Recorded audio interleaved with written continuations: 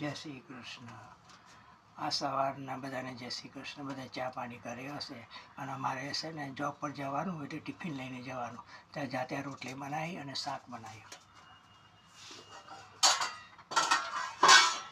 જો આ ડોલી રીંગણનું શાક ખાઓ.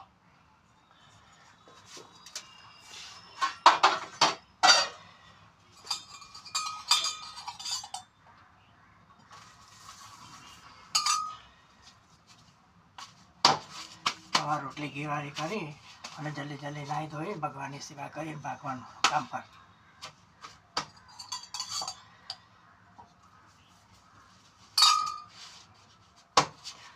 સવારે રસોડું અને સાંજે કામ પરથી આવીએ એટલે રસોડું. આ રસોડું વર્ગ્યું છે નહીં તો કોણ ભૂત વર્ગે, પેટ વર્ગે, પલિત વર્ગે, આ વર્ગે અને મને રસોડું વર્ગ્યું છે. રસોડું તો નસીબ હોય એને જ વર્ગે. રસોડાના કાઢવાના કોઈ ભૂવા ના હોય.